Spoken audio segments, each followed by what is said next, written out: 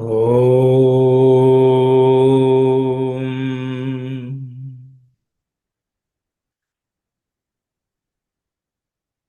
Om.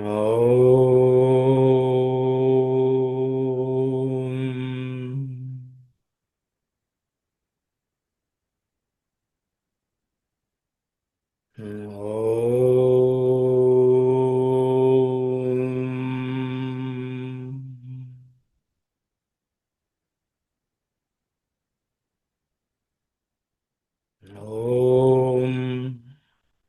Sahana Bhavatu. Sahanau Bhunaktu. Sah Viryam Karavavahai. Tejasvinavadhitamastu. Ma Vidvishavahai. Om. Shanti, Shanti, Shanti.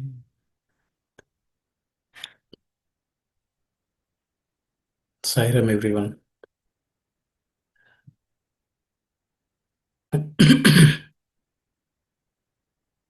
Last week, I think at the session also, I had mentioned that I would go back to Kshama, Pushpam, or Kshama Kusumam.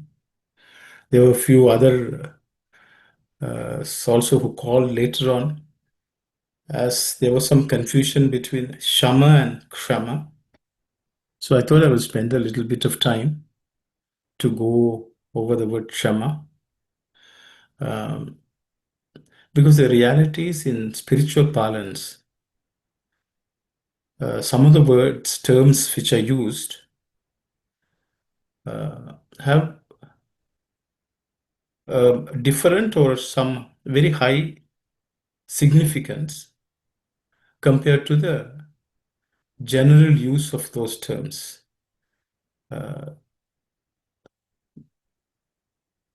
Because in colloquial common usage, some of these words are used by everyone in certain contexts, with certain meanings, but in the spiritual parlance, they mean much different. So I think I was doing some research on what Swami has spoken about, and I found one discourse in which Swami had spent quite a bit of time explaining what Kshama is. So let's look at that before we go forward. Because I think it's important that we understand the concepts presented through the Suprabhatam very well. If we understand them very well, they will stand us in good stead in our spiritual progress. Side.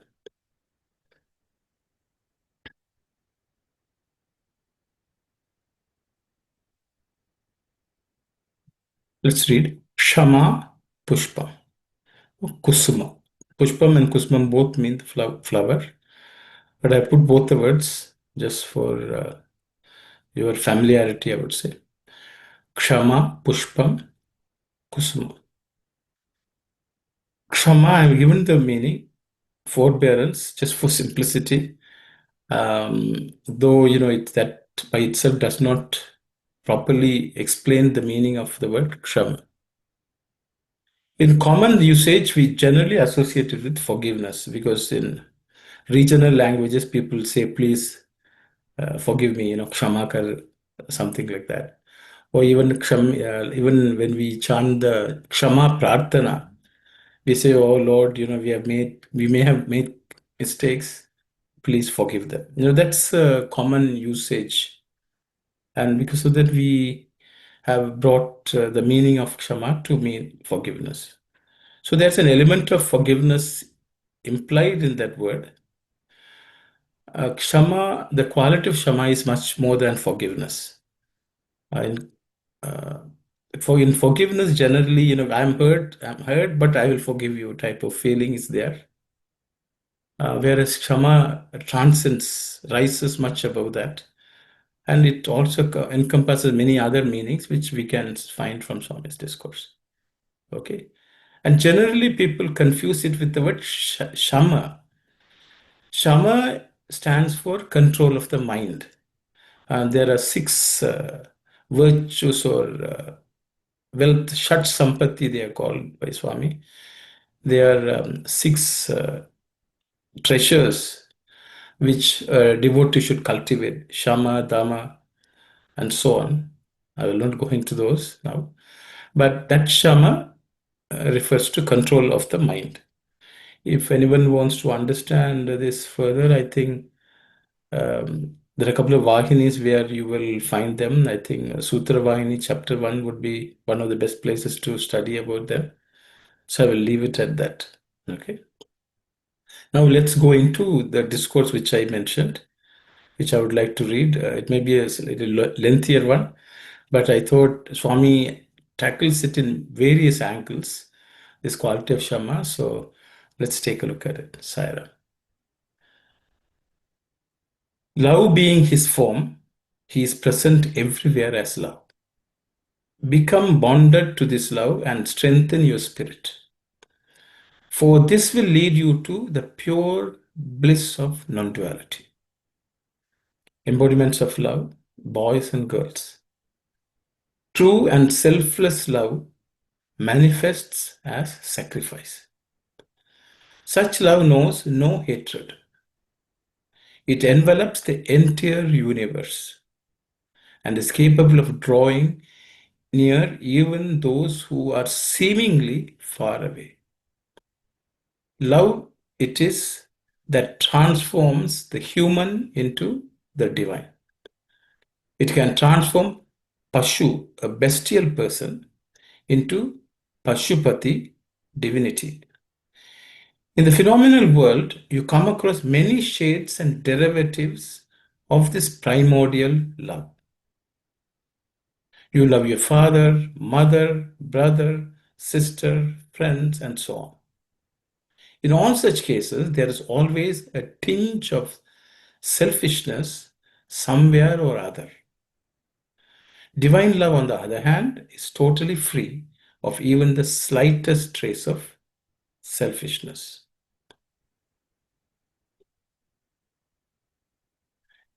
You must surrender to such love, become completely submerged by it, and experience the bliss it confers.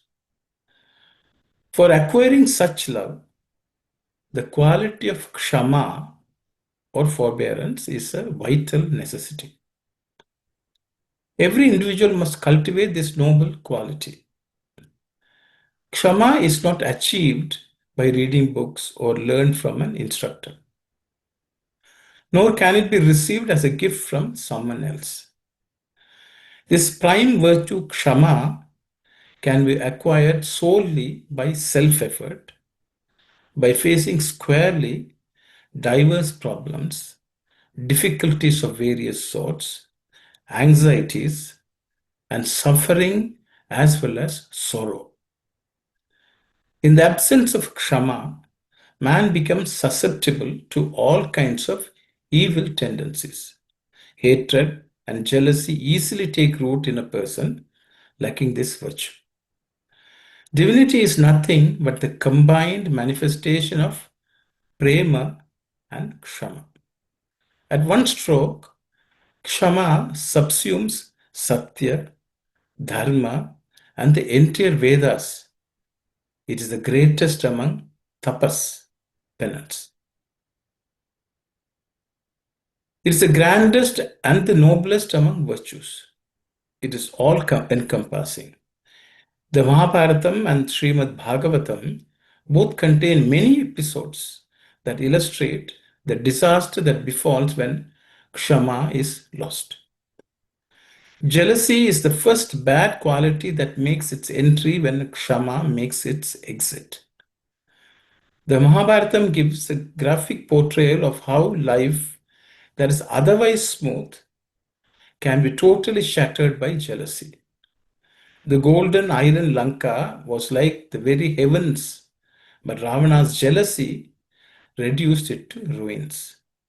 Whereas Kshama can give complete protection, its absence can plunge one into distress and disaster. Impatience breeds selfishness, and promotes jealousy, which together spur infighting and divisive tendencies of various kinds. The troubles the country is currently passing through are largely due to the absence of this noble quality of Kshama. Impatience has ruined even very great spiritual aspirants. Likewise, kings have been reduced to beggars. Absence of Kshama can make Yogulu yogis into Rogulu sick persons. Without Kshama, mankind becomes degraded and starts declining. But if it has this quality, then it can progress by leaps and bounds. Kshama is thus the very breath of life. Can there be smoke without fire? Can a car move without a driver? Can a traffic light flash without a bulb? Hence, there can be, hence, can then, how then can there be creation without a creator? Everything must have a basis. For spiritual progress and advancement, Kshama is the real basis or foundation. When Kshama disappears, disturbance sets in and there is a decline. Great countries have lost their glory, prestige, and reputation for this reason. Patience is therefore a vital virtue that must be assiduously cultivated if one is to successfully face troubles and tribulations. Without patience and the capacity for forbearance, one becomes spiritually weak. Such weakness leads to bad feelings, undesirable thoughts, and unbecoming actions. When patience is gone, the greatest of men get reduced to utter fools. The importance of Kshama cannot be overstressed.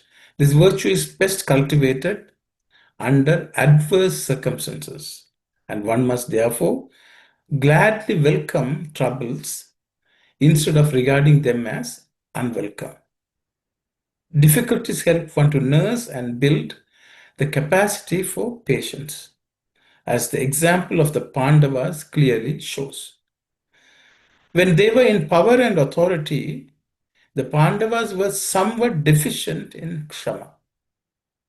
But once they went into exile and had to face numerous hardships, Kshama automatically began to develop in them. Thus, times of distress offer the ideal opportunity for the development of patience and forbearance. In fact, pain and Kshama go together because Kshama grows best in an environment of sorrow and misery. However, because of mental weakness as well as ignorance, we invariably shun painful experiences and distress. You should not be weak. Be brave and welcome troubles. Let them come, more the merrier. It is only with such a courageous attitude that you would be able to bring out the Kshama hidden within you. Can you get promoted to higher class without passing an examination? It is only when you secure the prescribed marks and pass the examination that you are declared eligible to advance to the next higher class. While preparing for the examination, you have to face stress and many difficulties. But how sweet is the promotion? So, welcome troubles as tests that prepare you for higher things. Some people may wonder, if I develop Kshama as Swami says, and my life gets packed with troubles, how then will I survive? Well, it all depends on what is meant by survival. Kshama is the true breath of life. It is the greatest ornament that one can acquire. It is Kshama that enables you to develop equanimity and go beyond duality. Going beyond duality is the real purpose of life, and this cannot be done without Kshama. You must therefore be happy when troubles descend on you, because that is when Kshama truly blossoms. Students, often you are seized with doubts. You wonder, we are happy here because we are close to Bhagavan and are able to have great devotion for him. But the moment we leave from here, our devotion and love both diminish. Why? This happens because one is deficient in Kshama. Doubts arise frequently in an impatient person. Such a person has no tolerance, and intolerance is a fertile breeding ground for doubts. An impatient person is drowned in doubts about God. Devotees with great faith too are sometimes gripped by doubts. Why? Because of lack of kshama. It is therefore important to continuously assess the state of your patience and your capacity for forbearance. You must constantly ask yourself, is my kshama getting strong or weak? You must then say, perhaps patience is my very life breath, and I cannot afford to let it slacken. Kshama is no ordinary thing. It's a consolidation of Satya, Dharma, Ahimsa, and all such values that the Vedas extol. It is the ultimate in happiness and also an incomparable treasure. It is the most valuable asset and property that one can acquire. When people abandon Kshama, politics becomes degraded. Criticisms and accusations are exchanged freely, and there can even be turmoil. This is what happens when forbearance gets eclipsed. The moment Kshama makes its exit, Asuya, jealousy or envy, makes its entry. The opposite of Asuya is Anasuya. Those two qualities are like two sisters but with diametrically opposite tendencies. In the scriptures, there's a story of a woman named Anasuya who had three sons. They were no ordinary sons, for they were none other than Brahma, Vishnu, and Maheshwara. Swami has already told you that in the individual, Maheshwara represents pure heart, Vishnu represents pure mind, and Brahma represents pure speech.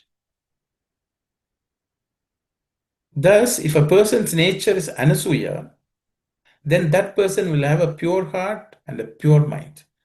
Moreover, the speech of the person will be pure and sweet. If Anasuya has three sons, so has Asuya. The three offsprings are hatred, pomp, and anger. Why is there such a huge difference between the two sisters? Because one is courageous while the other is not. Anasuya is courageous. It is a courage that enables her to face all difficulties. And it's also her courage that is the fountainhead of Kshama. One must always be courageous, for this is the only way to acquire Kshama. Remember how the mighty Ravana was. He possessed enormous physical strength, worldly intelligence, and various related capabilities in an abundant measure.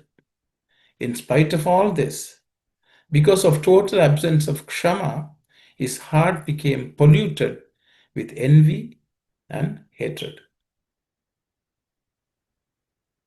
Now, love has the extraordinary capacity to draw near even those who are far to start with. Hatred, on the other hand, drives away even those who are near. Ravana had no love. He lacked Kshama but was rich in Asuya. As a result, he eventually had to pay a very heavy price. Is it possible to have Kshama if one's looks are bad, if one lends one's ear to foul words, and if one's actions are rooted in evil? No. Man today is seeing what he ought not to, hearing what he should not, and doing what is most desirable. How can there be peace in such a polluted heart? Ravana's heart was completely polluted which is why Hanuman, the great devotee of Rama, advised Ravana thus: O Ravana, I shall teach you a lesson. Lanka is no longer yours, O evil one. Listen carefully and waste not this opportunity. Ignoring the intellect and becoming a slave to evil tendencies, you have got yourself into the clutches of death. Sita is the mother of all beings. She is your mother too. By abducting her, you have committed a terrible sin. One arrow of Rama will remove all your 10 heads. O sinner, I destroyed your minions holding Sita a prisoner. And in retaliation, you have set fire to my tail. Now watch while I make Lanka burn before putting off the fire in my tail. Hanuman said, Ravana, your discrimination has been totally warped by jealousy. Jealousy is the greatest enemy of man, and it takes root when Kshama is absent. If you possess the virtue of Kshama, then none of these enemies can come anywhere near you. If the hearts of today's students are polluted, it is because of the absence of Kshama. This is a quality that has to be painstakingly cultivated by self-effort and cannot be acquired as a gift from others. Nor can it be obtained from books or even a teacher. It is only your own tenacity and firm determination that will help you cultivate this virtue. You must be resolute and ready to face any difficulty in the quest of your goal. Life is a challenge, meet it. In fact, it's a series of challenges and not just one or two.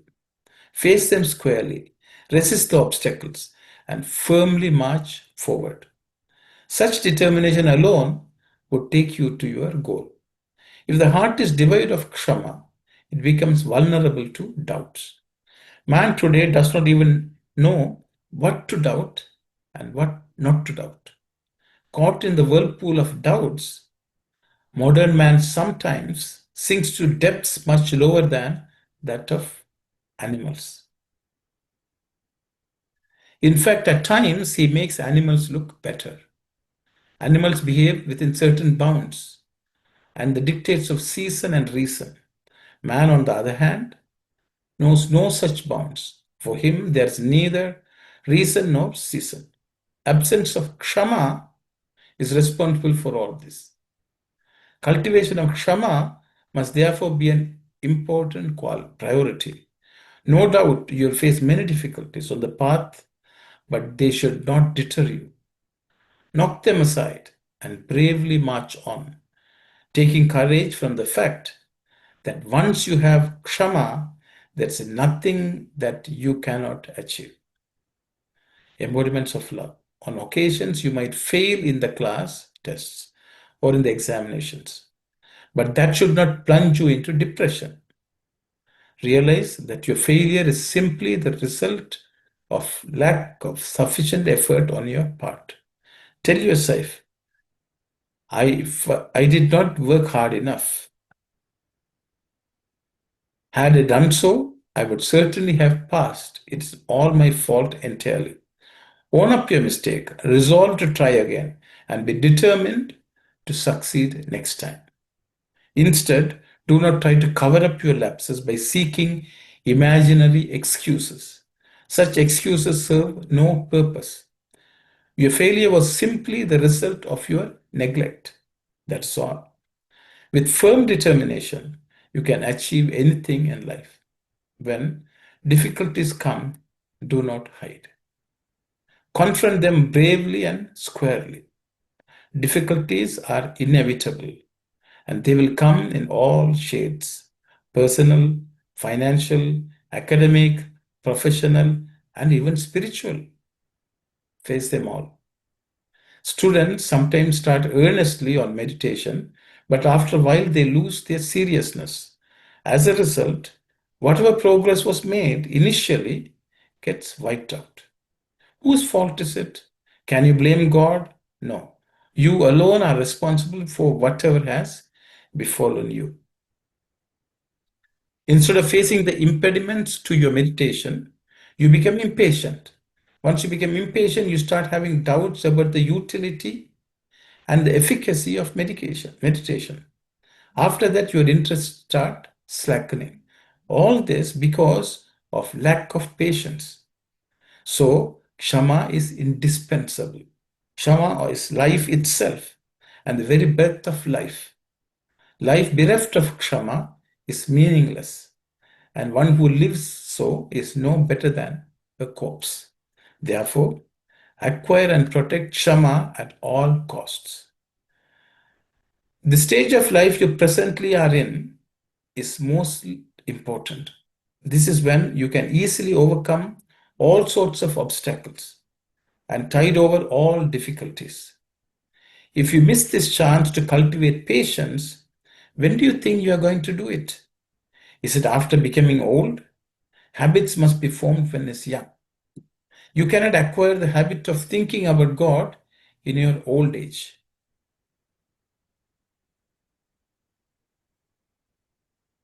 When the messengers of death are at your doorstep, when your relatives have given up hope and are preparing for your last journey, when your wife and children are lamenting about your imminent departure, is it possible to acquire in that last moment the habit of chanting God's name?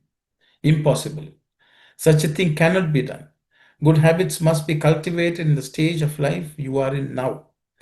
This is when you should start stockpiling patience and accumulate a lot of it. This is a stage when Kshama becomes the principal weapon of your life. If bad thoughts arise in you, resist and say, these thoughts are coming because I am deficient in Kshama. Let me counter the deficiency. Bad thoughts cannot penetrate one who possesses Kshama. If doors are slammed shut, can anyone enter? For aspirants in the spiritual path, Kshama is indispensable. In life, your capacity for forbearance would be constantly put to test, and you must therefore be very careful. In the class, you are expected to be ever ready for surprise tests. You cannot excuse yourself saying that you have not prepared and are not ready. The teacher will not accept that plea because you are always expected to be ready. You know what photographers do before snapping a group photo. Just before clicking, they say ready. The divine cameraman, however, does not follow this practice. With him, you have to be ever in readiness, for no one can say when he will click the shutter. If you are not ready, the picture will not be good. So, in life, you must always be ready for tests. Achieving this preparedness is true sadhana, spiritual discipline. You should not imagine that sadhana is a drill performed according to a set timetable. Time is not beholden to you and will therefore not oblige you. Time will not follow you, rather, you must follow time. The Vedas declare, Uttishta Jagrata Prapyavaran Nibodhata.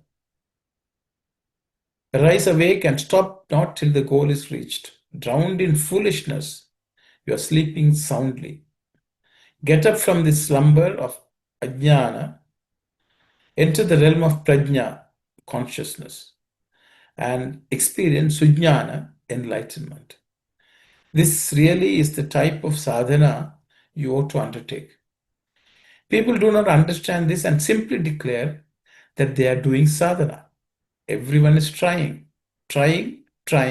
all the time. What is all this business about trying? Meek and puny efforts cannot be called sadhana. To qualify for that name, the effort must be strong and made with firm determination. You must firmly resolve to achieve the goal. You must be firmly resolved to achieve the goal. In life, actions must be accompanied by firm resolves. God too is firmly determined about things he chooses to do. In the Gita, he says, Paritranaya sadhuna vinashaya cha dushkritam dharma samsthapanarthaya sambhavami yuge yuge. This is his first resolution. He says, for the protection of the virtuous, for the destruction of the wicked, and for the re-establishment of dharma, I am born from age to age. Next he says, Ananya Chintayunto Mam Yejana Paryupasate Tesham Nityabhyuktanam Yogakshemam Vahamyaham. As for those who exclusively worship me, who meditate on me with no other thought, and who are ever steadfast, I bear entirely the burden of their welfare. If God Himself can make resolutions, why not you? What are the spiritual goals you have resolved to attain in life? If you have not set such goals for yourself, then your life would be empty and meaningless. Life must have goals and must be a brave journey involving the conquest of spiritual obstacles. Life's journey is full of bumps and jumps. Without resolve and determination, these bumps can produce confusion and depression. When confusion and depression march hand in hand, then life would become a total waste. Students, in every one of you, your spiritual endeavors, you must make the resolution, this I must achieve. This virtue I shall acquire. This is the way to prema and kshama. If you proceed in this manner with unshakable faith and idealism, then without any doubt your life would be fully redeemed. All your actions and feelings must be dripping with kshama, prema, and daya, compassion. Love knows no hatred and is totally free from desires. Thus, God is said to be love personified. Kshama will grow if you have unshakable faith in God. Once you have learned to be infinitely patient, love will walk in almost immediately. Prema combined with kshama is the surest way to fulfillment. Therefore, when you worship God, make sure you repose total faith in Him. Without faith, what's the use of worship? Faith alone will take you beyond worries. Life is full of worries. They seem to come in an endless procession. What is it that does not cause anxiety? Birth is a worry, and so is existence itself. Family life is a worry, death is a worry, childhood is a worry, old age is the same.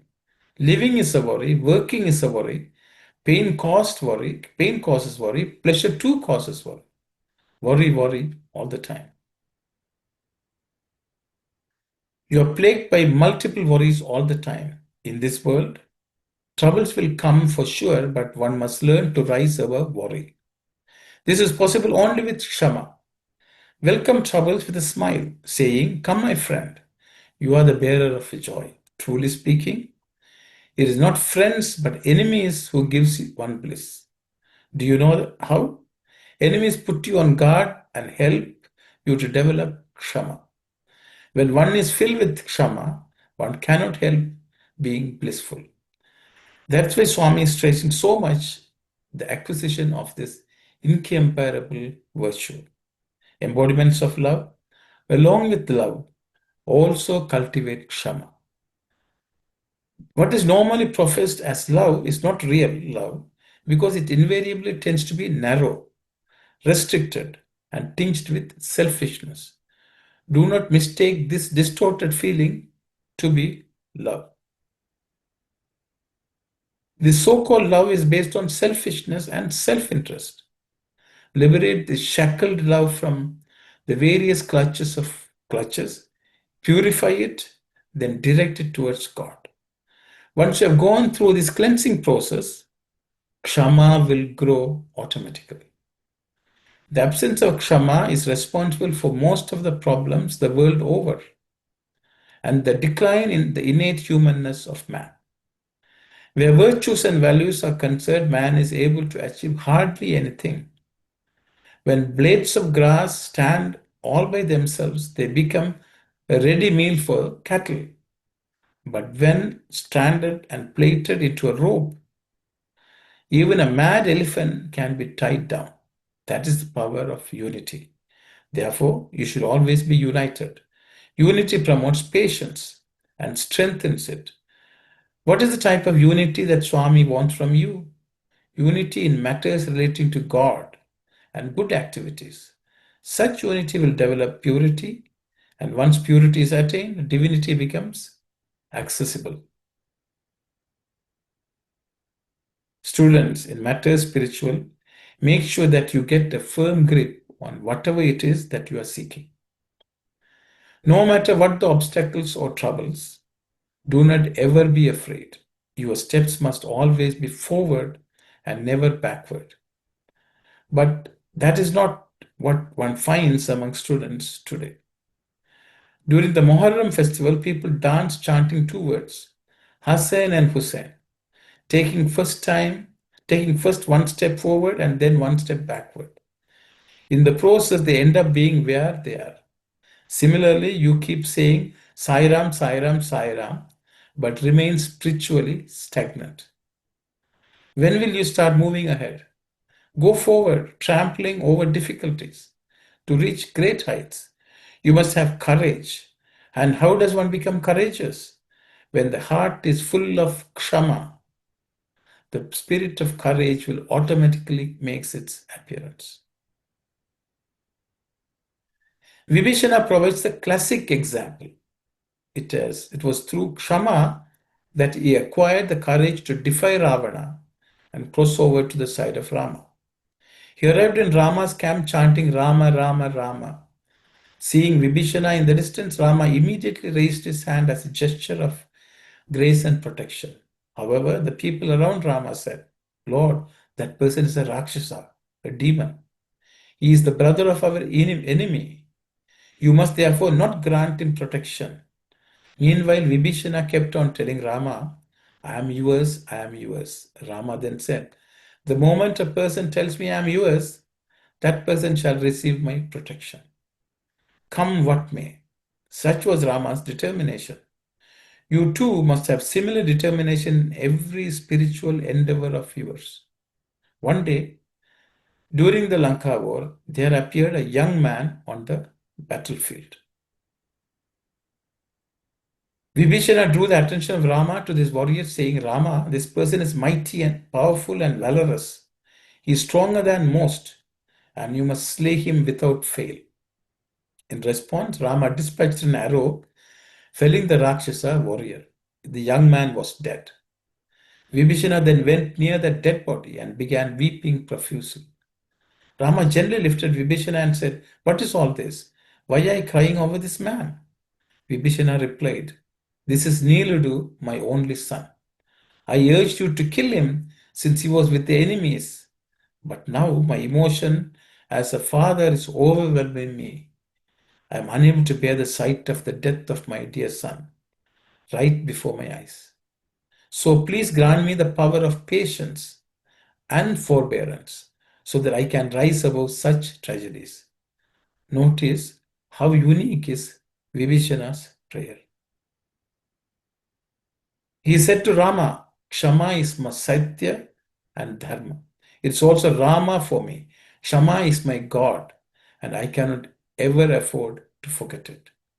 This episode reveals how even great men suffer pain if they lose grip over Kshama.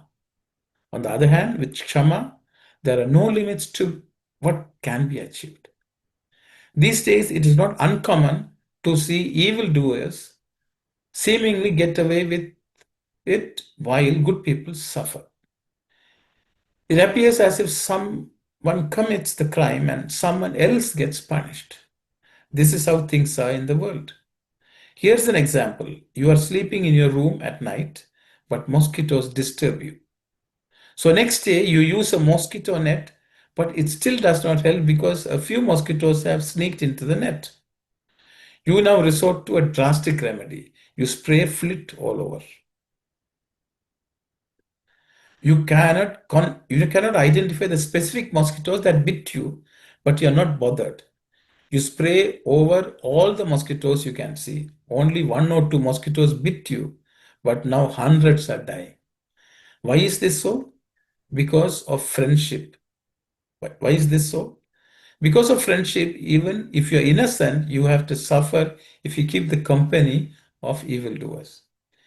It is drive this home that Swami often says, tell me your company and I shall tell you who you are. Once bad thoughts get in, they multiply rapidly and soon drive out Kshama. And Kshama, once lost, is not easily regained. You must therefore protect this virtue at all costs and see that you never lose it, especially because with Kshama you can achieve anything. Embodiments of love, students. During the summer course, you will receive such advice from elders and from Swami. Treasure them in your hearts. However, it is not enough to merely place on record the advice heard. You must make every effort to put them into practice. It is no use locking it up all inside. Their impact must be made manifest through good actions. A villager was once walking, carrying a bundle of food on his head. After some time, he found the bundle to be a burden. So he made his way to the bank of a river, sat down there, opened the bundle, and ate the food in it. In a few minutes, the burden disappeared, and the food consumed gave him fresh energy. In the same way, it's only when you put into practice what you have learned that you will gain experience and strength. In turn, this will lead you to success. Drive away bad thoughts and make room for good and noble ones. Through sacred thoughts, foster Kshama. This will give you multiple capabilities, enabling you to transform your life into an ideal one. Sairam, Sister Sumati, you have raised your hand. Okay, a mistake, I guess. Sorry about that. Study of books alone will not enhance your capability. They will merely provide you with superficial or bookish knowledge. This obviously is not enough. Real capability and strength come by tapping the inner power latent in you. All that is outside is artificial. Real truth and power are both inside, in your heart. It is the heart that must be strengthened. But unaware of this fact, people become furiously active in the external world only to get lost there. There are many types of food catering to the needs of the gross body. But what about food for the heart? That food can be obtained only when you turn your head towards God. You must understand the subtle linkages here: food, head, and God. Thus, along with the acquisition of worldly knowledge, you must also give importance to culture and refinement. Earlier, the Vice Chancellor spoke about the culture of Bharat. He crisply summarized the essence of many ancient texts. Bharatiya culture is timeless, sacred, deep, profound, full of inner strength, and provides full protection. Today, we are losing grip over such great culture. Instead of ignoring and brushing it aside, we must do everything possible to nurse and foster it. Refinement accumulates and manifests as culture. Here's a cloth. At this point, Swami showed his handkerchief. It has been woven from yarn. Where did the yarn come from? From cotton. By processing cotton, one gets yarn. By further processing yarn, one gets cloth. Likewise, this table has come from wood that has itself come from a tree. Refinement comes about only through processing and shaping. Farmers grow paddy. Can you eat raw paddy? No, it has got to be polished first and then cooked before it is eaten. In life too, refinement is necessary, and culture is nothing but accumulated refinement. Bharatiya culture is ideal in this respect and worthy of being followed by everyone at all times. Therefore, with God's name on your lips and unshakable faith in your heart, acquire Kshama, allowing it to manifest as Daya or compassion. I thank you for listening to the entire discourse with Kshama. But I thought it was important that we understand Kshama in its full glory. We should not treat it as something very common usually by us. So there are a couple of questions. Yes, Sister Brenda.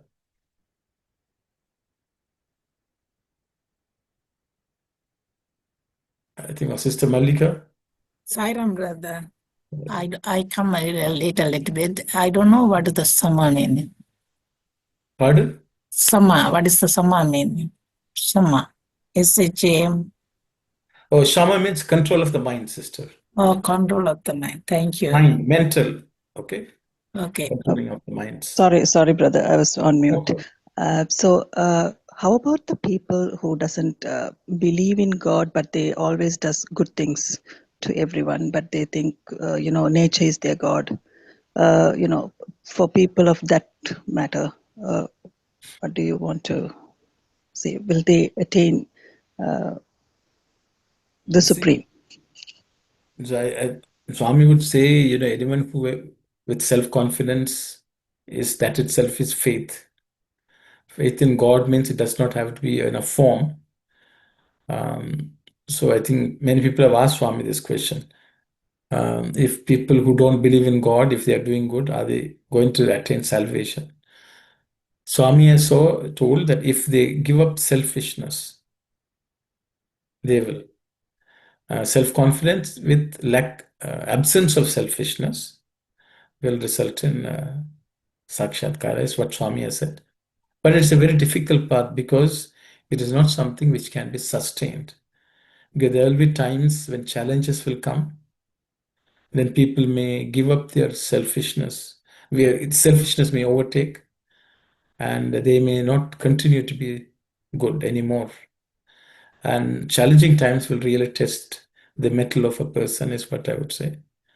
Kshama itself, which Swami says, is only granted by devotion to God.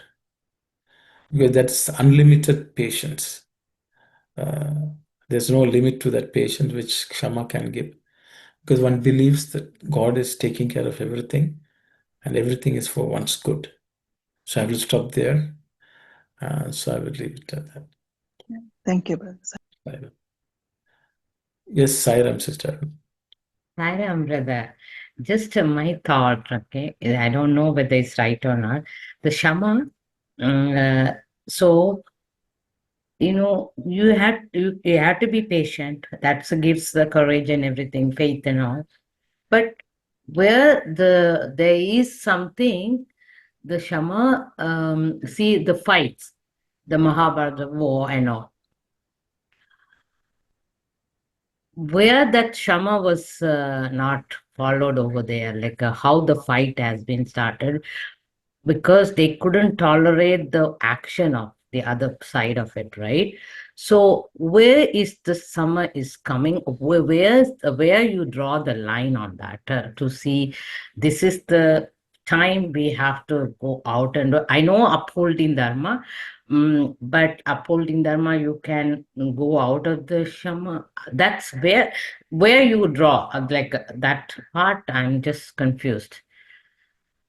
If that's anything, any example, like something is the war only came to my mind because of they have come to a point to fight, right? They didn't hold that hammer for long, right? I think you're Yes. asking the same question which Arjuna asked, sister. Yes, I have the same question too, brother, because not regarding the war, but sometimes people tend to, take advantage of another person's patience, right?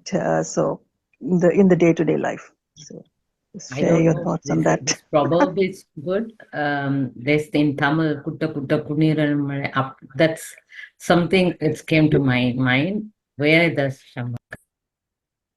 See, the thing is, sister, we can discuss Bhagavad Gita because Krishna says, Mam Anusmara Yuddha.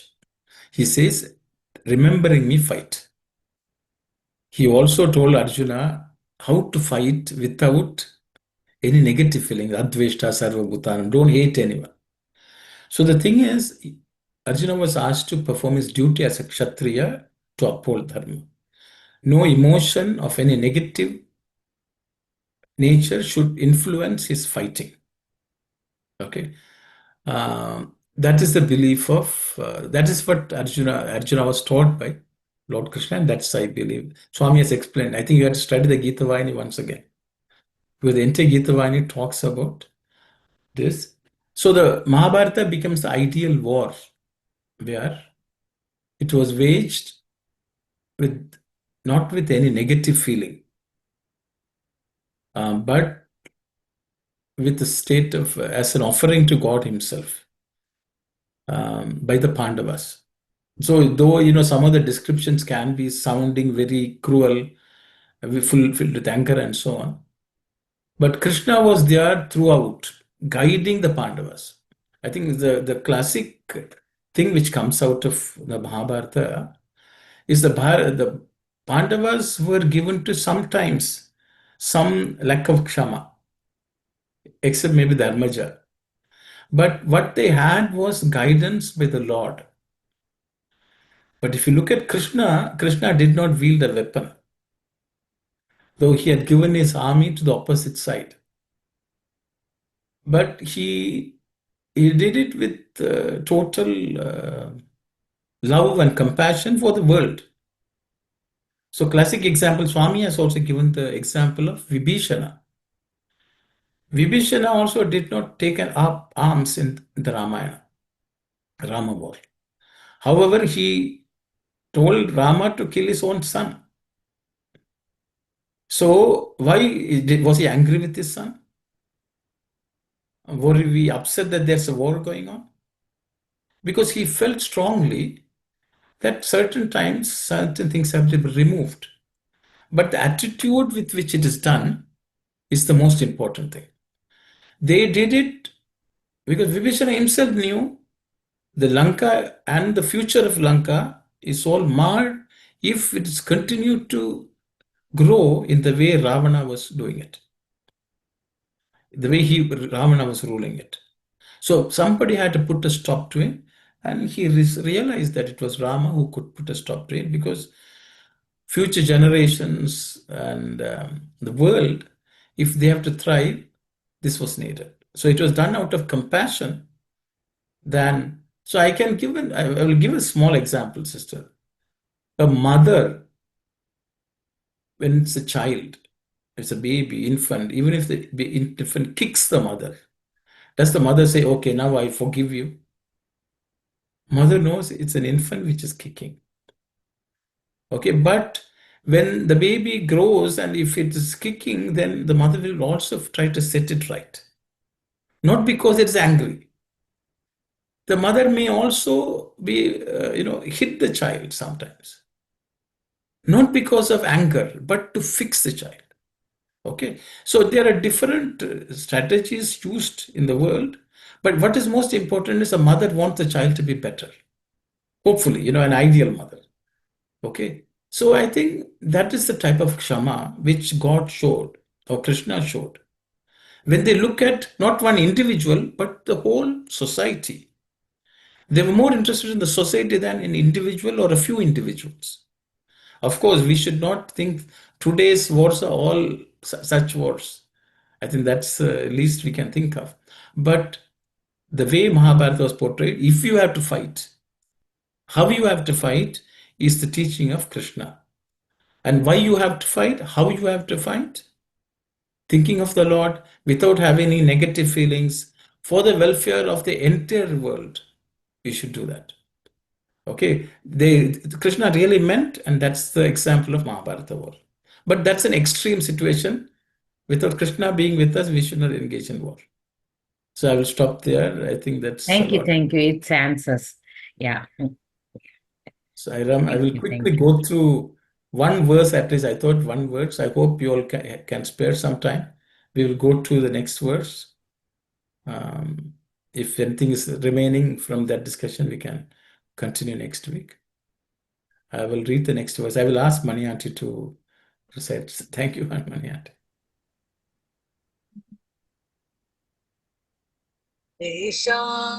देशान्तरागत उदास्तव दिव्यमूर्तिम्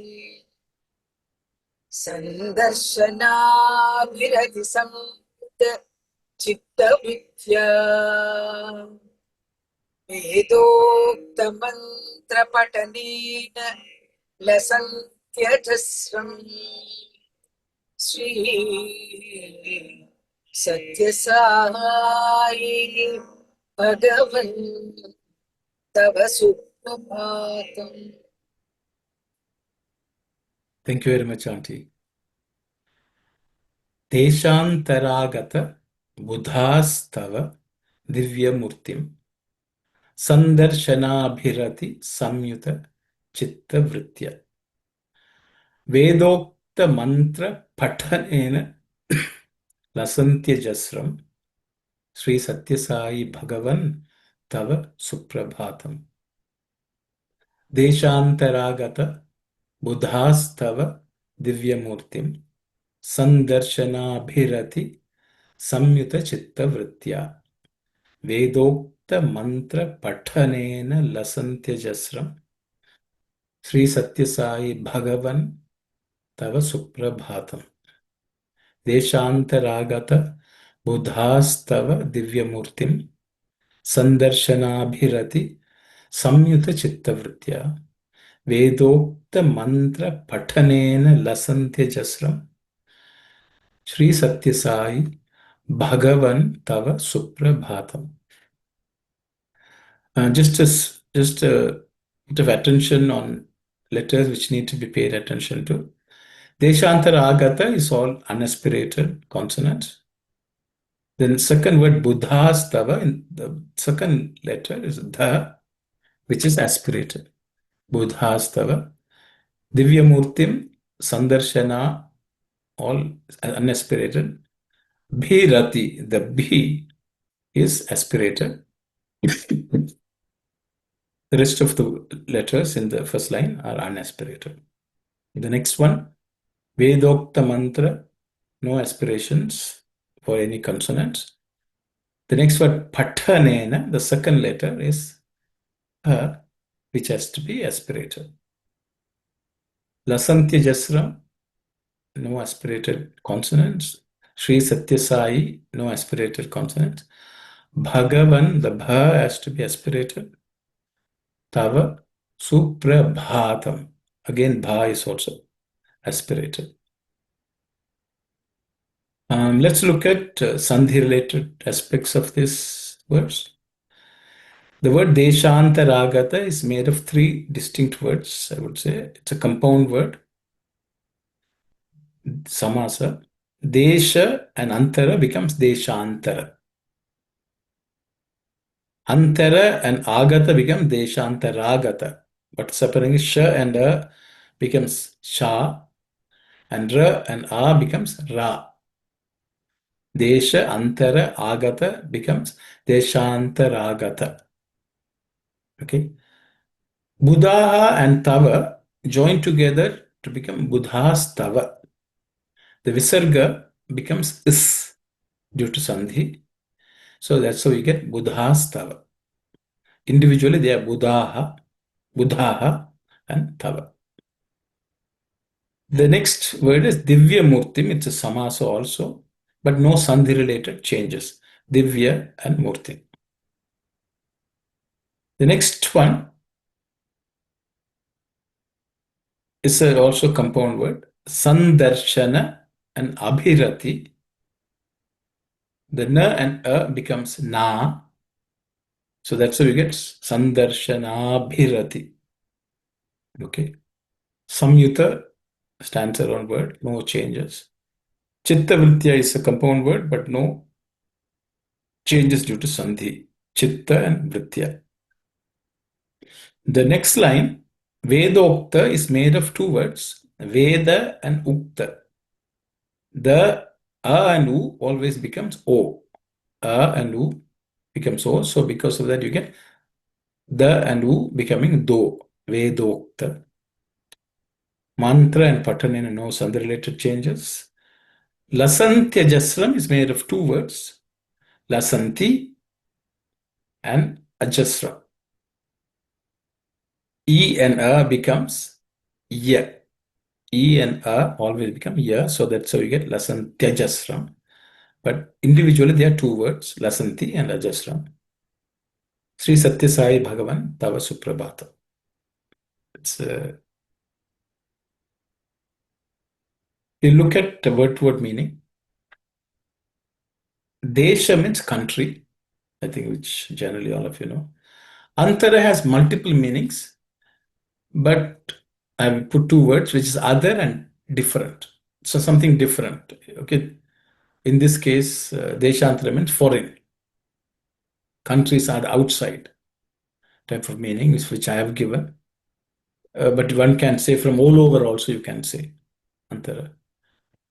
All over the world, all over the country also can be another set of meaning. Deshantara means from other country. Agata means having come. Those who have come from other countries or from all over. Okay. Who are such people? Buddhaha. Buddhaha means Buddha means one who is wise, one who knows, one who is learned. So Buddhaha is plural of the word Buddha. So the wise men from all over the world or all other countries. Okay. Tava means your, Divya, divine, Murti, form. Tava Divya Murtim. Sandarshana. Sandarshana, I've given the words vision, illumination, and realization. Because we have already seen the word darshana in the first verse also. But samdarshana means more complete darshan. It can also mean someone who will be able to show it to you. Someone who will give you the vision, illumination, realization.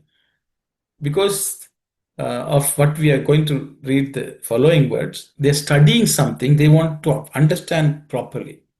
So the Swami can reveal to them the meaning. Okay, make them realize it. Okay, what they want to realize, Sandarshana Abhirati. Rati means yearning, attachment, liking. Abhirati means extreme yearning. Okay, I put the word extreme, Abhirati. Samyuta. Yuta means endowed, means one who has joined with something is Yuta. Samyuta means well endowed. Okay, once we look at the summary, it may mean more sense. The next word is Chitta Vritya. Chitta means one aspect of our mind where we collect all impressions. Okay, impressions, memories collected in Chitta. Vritti, Chitta Vritti means the general tendency of the activities of that Chitta. So the Vritya is third vibhakti, means Vritya is fourth vibhakti. So from that, okay, Chitta Vritya. So Abhirati, sorry, it's fifth vibhakti, okay. Abhirati Samyuta Chitta Vritya means from a well-endowed yearning in the mind. These wise men from all over, okay, have come. Okay, Agata, having come. What are they doing? Veda Ukta. Veda Ukta is the next word. Veda is Vedas. Ukta means told. Veda Ukta means what is told in the Vedas. Mantra, the mantra is told in the Vedas. Pathanena. Pathanena means they study. Okay. Pathanena. Lasanti means it's a verb which means they're shining. They shine. Okay. The next word is Ajasram. Ajasram means without any interruption, continuously or incessantly, no cessation. That means they are not stopping continuously, they are doing this. So what it means is there are great people who are knowledgeable and well learned, wise people. They have come to get Tava Divya Murti, illumination of your real form. Your real form is Brahman, Parabrahman. But how do we get darshan? Swami has revealed himself to us. And how it can be done? By studying what is told in the Vedas. So these Buddhas who are intent on studying what is told in the Vedas, they have come here to be illumined and to understand and experience it. So that's the meaning which I've granted. I've given a summary in the next one. O Lord Sri Sathya Sai, the wise from foreign lands, with the chitta endowed with eager yearning for illumination, shine incessantly through the study of the mantras told in the Vedas. I think you had illumination of your real form, I think.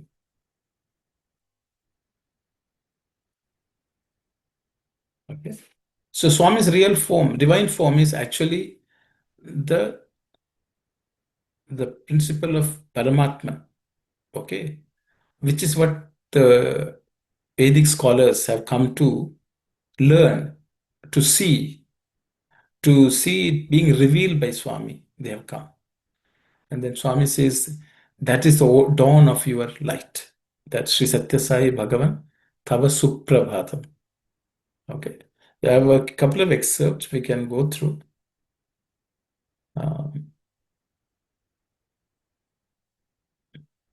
In the realm of the divine, I mentioned yesterday that there are 5 different aspects, namely being, awareness, ananda, name, and form. Of these 5, the name and form are relevant only to the aspect of the body and the world.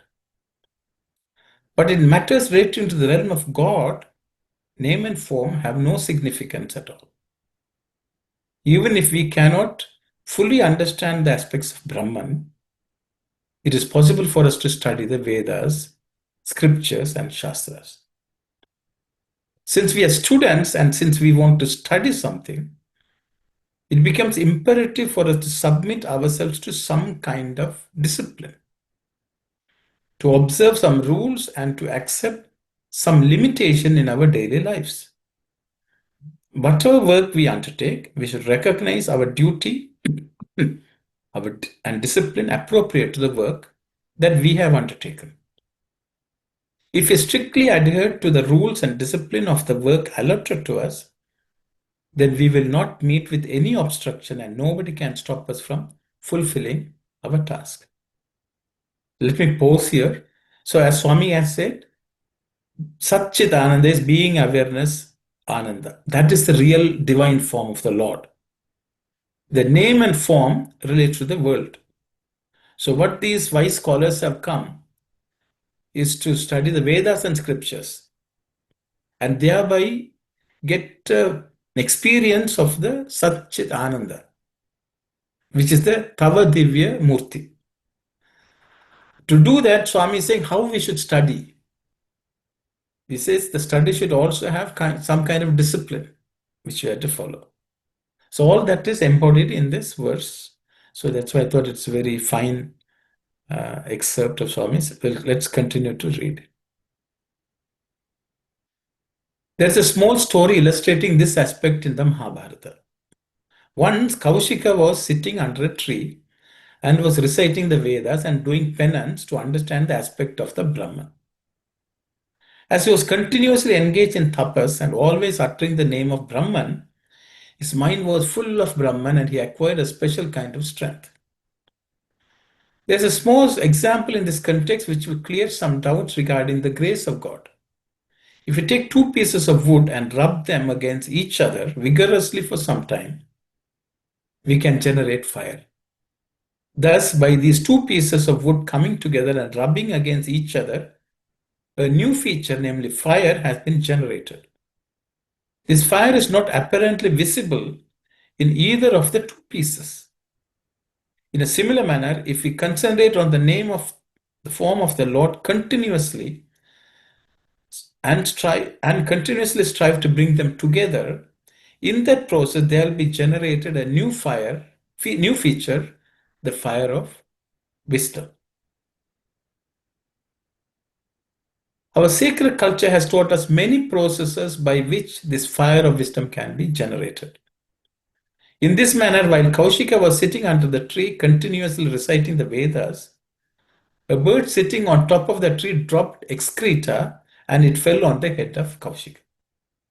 This enraged Kaushika, and he angrily stared at the bird. Because of this anger, the bird was instantly killed by the fire generated from Kaushika's eyes as a result of the discipline to which he was submitting himself. At this display of strength, Kaushika felt proud and elated that his vision had the power to burn things.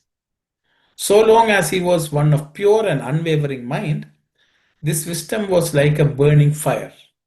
But the moment he started feeling proud and allowed a certain amount of ego to enter his mind, the great divine strength began diminishing slowly. The moment this ego entered his mind, a small desire sprouted in him and he wanted to test his newly acquired strength. So as you can see, he lost his kshama. He went to the front of a village house. The woman of the household was very dutiful and would not swerve from her duty. At that time, her husband was not in good health and she was serving her husband and was thus immersed in her duty. Kaushika asked for alms, but the woman did not pay attention to this because of her immediate preoccupation. Finally, when she did come out, she found that Kaushika was very angry and that his eyes were red with anger. The woman was so devoted to her husband and so disciplined that she could immediately see through the mind of Kaushika. She said, "I am not a poor bird to be killed by your anger. I am a woman who has been discharging her duties and I have not done anything wrong." In fact, she advised Kaushika to get rid of the anger, as that was not a quality which a rishi can have. The lady said that whoever protects dharma will be protected in turn by dharma. Not only did she have confidence in herself, but she conveyed the truth and strength of self-confidence to the rishi also. Education should bring humility. A person who is educated should be humble. Humility will lead you to deservedness, and deservedness will in turn get you wealth. Wealth in turn will get you righteousness or dharma, and you will be able to give charity of the right kind. If you want to realize the aspect of Parabrahma, you should not feel proud that you are an educated person. You should first show humility if you want to realize yourself and have happiness. If you show ego and feel proud of your qualifications and your degree, you will be bringing disgrace to the qualifications that you have acquired. If one is not humble, he will not be called an educated person. He may think himself to be educated. Our scriptures, which have given the injunction that a person who has acquired ordinary education should be humble, surely lay down much more rigid rules for those who are well versed in the Vedas. For all this, the word Swadha is the basis. Whether it is the Vedas or the Veda Purushas or even the creator of the Vedas, they are all one and the same and merge in this one word, Swadha. Therefore, in our being able to perform with discipline the tasks that arise out of certain duties, there is pleasure. Having dharma as our objective, recognizing our objective and not swerving from the path of dharma, if we conduct ourselves, then we can get the blessings of the Vedas and the grace of God. This was a discourse Swami delivered during the 1974 Samashavas. I think it's the same thing. Sorry, I think I had to click it there. One more. When Sri Rama decided to end his avataric, yes, Sister Aruna. You have to unmute, sister. Sorry, brother, what is the meaning of Swada again, please? You should read the Swadha is another similar to Swaha. Swadha is used in certain in parts of the Vedic rituals, and Swami is giving the explanation of Swadha. Ultimately, it's something which is offering everything to the Lord. Offering. Okay. Okay, let's put it there. Thank you. Thank you. Sai Ramanti, Mani Aunty, please go ahead.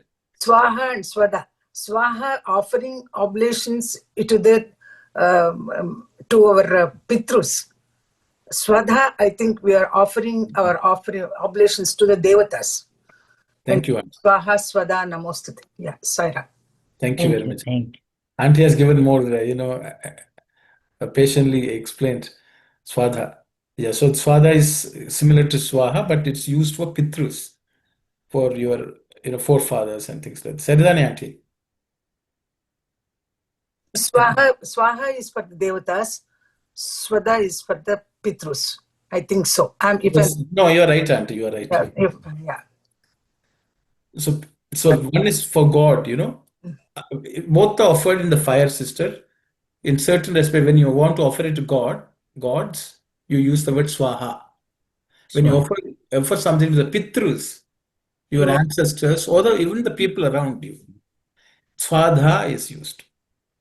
Thank you. Thank you. Sorry. Thank you. Swadha. Swadha, Aunty, okay. Swada. Swadha, okay. Thank you, Aunty. Saira. See, that's very good. Swami keeps people to correct. I myself didn't do some research on this. Thank you. So we'll two more excerpts. I hope it'll be done in 5 minutes. I hope everyone is okay. When Sri Rama decided to end his avataric career and walked into the flooded Sarayu River, a dog too followed the concourse. When asked why it had attached itself to the entourage, it said, "I desire to enter heaven with you all. I was in my previous life a full-fledged yogi, but I slipped and fell from the straight path of self-control. I became the slave of conceit. I expounded the Vedas as my fancy dictated, in strange but attractive ways. So I have now become this animal that takes delight in barking, biting, and baying. The persons who encouraged me then by praise are now the fleas and flies that crowd on my skin and pester me. Help me, O Lord, the escape from this disgrace. I have worked out my karma. I have lived out my sentence. That is the consequence of irreverence shown to the Vedas. Study them reverentially with the view to practice what they teach. Desisting from practice is itself irreverence. Whoever speaks whatever is spoken about the Vedas and the Vedanta, the concluding metaphysical part of the Vedas, is spoken with reverence and sincere yearning, is worth listening intently. I notice one great defect in you. When I am discoursing, you listen to every word with marked avidity and enthusiasm. But when Pandits and others are speaking to you on subjects that are valuable to you out of their own deep study and sadhana, though you sit silently and dutifully, I do not find the same avidity and enthusiasm. This is wrong. One more excerpt. Reality can be grasped in a flash of illumination, as happened to Emperor Janaka. One evening, Janaka was in his darbar hall, surrounded by his courtiers and a bevy of female musicians. They sang sweet melodies, and the emperor enjoyed the music so well he slept off while on the throne. No one had the temerity to awaken him. They all quietly slipped into their inner apartments, lest their talk and movements should disturb him. He was left alone with an attendant and the queen. At about midnight, he screamed pitiably and awoke at the sound. His queen ran towards him. The emperor asked her, "Is that real or is this real?" She could not find an answer to this question, for how could she know which was that and which was this? The emperor asked everyone the same question. In fact, he spoke no other word. That question was continuously on his lips. News spread that Janaka had gone mad. There was mourning everywhere. A sage who heard of this came to the palace and was brought to the imperial presence. He assured that Janaka that he will answer his question, provided he told him what he saw in his dream while sleeping on the throne and why he screamed so. Janaka had a dream. He dreamed that rival kings joined forces and invaded his dominion and captured his capital, and that to save himself from them, he ran into a forest. Fleeing from his foes, he had no food for days together. He was too exhausted to move, but hunger dragged him on. When he came to the outskirts of a tribal village, he saw a man washing his plate after taking food. He shouted to him, asking for a few particles. The man gave him a small morsel, but as bad luck would have it, a crow flew in at that moment and snatched it away. That was the reason why he screamed in agony. That was why he asked, is that real or is this real? The hunger was as real as the throne. Ruling over the empire is as real as the loss of empire was in the dream. The sage told him, that is unreal. This too is unreal. That was a swapna, dream state, and this is jagrata, waking state. Both are mithya, illusory. Not false because they are relatively real, though not absolutely real. They have temporary reality, a reality that is negative by subsequent investigation and experience. But you dreamed, you woke, you screamed, you asked. Therefore, you existed during both the stages, so you alone are real. The I that persists in all the three stages, waking, dream, deep sleep, that I is the only reality. It is the I that appears in all this manifested universe. In the Satya, there is no Mithya. In the Mithya, a Jagat, elusive world, you have to search for Satya and experience it. You can do it if you rid your mind of all modifications and modulations. Let it be transformed from its present complex confusion into something like the sky, which does not bear any mark, though millions of birds fly through it and thousands of planes move across it. Be unaffected, untouched, unattached. That is the spiritual discipline which will reveal the reality and which will ensure both physical and mental equanimity. So that with that, whatever I prepared comes to an end. Thanks for your patient listening. So Swami has told us, by studying the Vedas, how we should study, what type of discipline, how we should possess humility, and we should be serious in understanding and experiencing it. So with those words, I will close. And if that attitude and with that study and practice, Swami's light will dawn in our life. Sairam, everyone. If there's any question, and if I have an answer. Sairam Kalyani. Sorry, Uncle. Just in this verse of Suprabhatam, the part about Deshantara, like the people from other places or all over from other countries, like, is there any particular reason, or does it just mean foreign devotees learning the Vedas and coming to Prashanti Nilayam, or like what is exactly the significance of that? Means I think Swami, I think there's another excerpt which I did not want to, it will become too long. Swami says the right to study the Vedas is for the entire humanity, all over the world. But to study it, Bharat has been the center for such studies. So they will all assemble. And even the Bharatiya Paramartha, the principle is about Atman, Paramatman, Brahman. So to study this, even scholars from abroad come. And people have come all over even in the past, even in the Mahabharata time, there were people coming from other countries to Bharat to study this, and I think that's what this refers to, is my understanding. But even though people came to study, it's Swami coming here has helped many people understand and experience the meanings contained in the Veda in an experiential way. I think that's what this verse suggests, is my understanding. Sairam, Saira Mati. that was the period when foreigners started coming to Parthi, when this particular composition was done by that Acharya Deshkacharya. So I think just to bring that point, that even foreigners are coming to have Swami's Sandarshan, and they are interested in studying the Vedas.